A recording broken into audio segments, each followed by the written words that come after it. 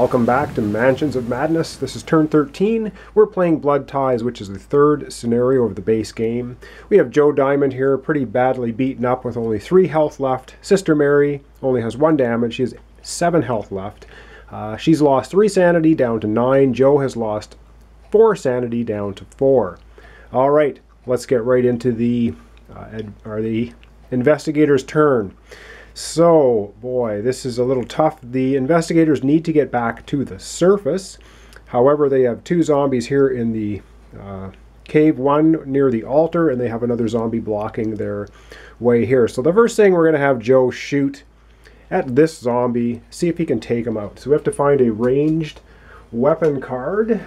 I always have fun finding those. Oh, found one fairly quickly. All right. Ranged weapon. You quickly draw your weapon and fire. Test marksmanship. Okay, marksmanship is indeed his best ability, and it's 6, so he needs a 6 or less. And he rolls a 9. So, Joe fails. What happens when we fail? It says the shot doesn't even come close to hitting your enemy. No effect. While he's shooting into a dark room, I guess it's to be expected. Wow. I don't really like the looks of this. I guess Joe is going to just have to move.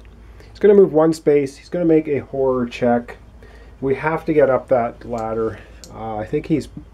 So he makes his horror check. His willpower is 5. He needs a 5 or less. And that's not sitting properly. He rolls a 7. He does not make his horror check. He is going to take 1 more horror.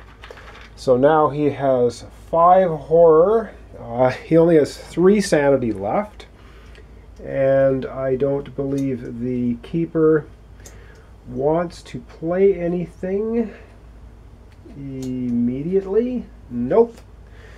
So Joe now has 1 more movement if he wants to, and I think we are just running out of time. Joe is actually going to move right into the same space as the zombie, and is just going to have to live with it. Now, Sister Mary's turn. She has an action and 2 movements, so she's going to move 1, 2. She's going to move right in here as well with the zombie, and she also has to make a horror check. Her willpower a little bit higher, 7, so she needs a 7 or less, and rolls a 10.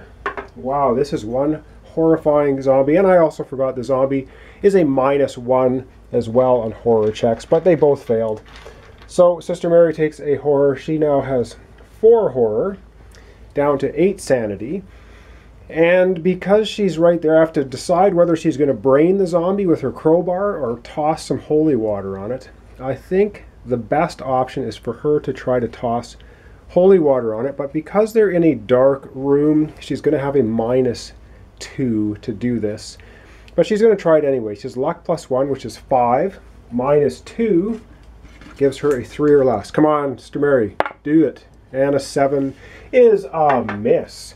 Holy water splashes against the wall, and not much happens. All right, that's not a great start. However, we're running out of time very rapidly. Joe and Sister Mary have to get up, back into the front yard, get over to the root cellar, try and get to the next clue, and like I said, time is really, really running out. All right, over to the keeper area, and we'll see what the keeper is going to do. Okay, we're at the keeper area. Sister Mary, Joe Diamond can exchange items, and they're just going to keep what they have. Now the keeper collects 2 threat tokens, 1 for each investigator. Now has a total of 3. And the keeper does not even need to move anything because Joe and Sister Mary moved right into the same spot as the zombie, which is good for the keeper. However, the keeper's going to do something different. He is going to spend 1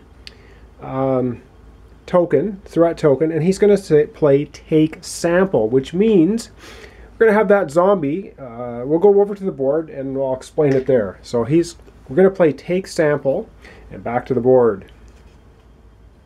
Okay, here we are back at the board. This zombie you thought was going to attack somebody, but instead he grabs a hold of Sister Mary's hair, pulls out a piece of her hair. Oh, looks kind of like a tooth, and gets to move one space, taking the sample with him. All right. Joe Diamond and Sister Mary in the dark, not really sure what happened. The zombie pulled her hair, grabbed some of her hair, and is now taking off with it, heading, what looks like, towards the altar. Okay, that fairly quick maneuver, so there's going to be no monster movement this turn. And, well, unless the keeper decides to play monster movement, and you know what?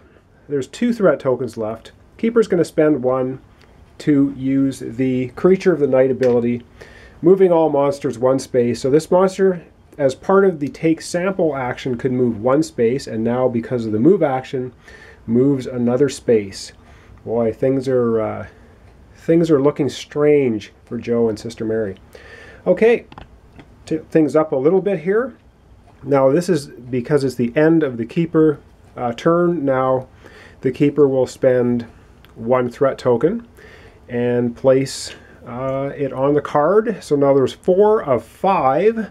The end of next turn, this card will be revealed, and who knows what that's going to uncover. All right, that was a very quick turn. I may combine the 2 turns together anyway, or I may not. Anyway, that is the end of turn 13. Wow. Join me next time for turn 14.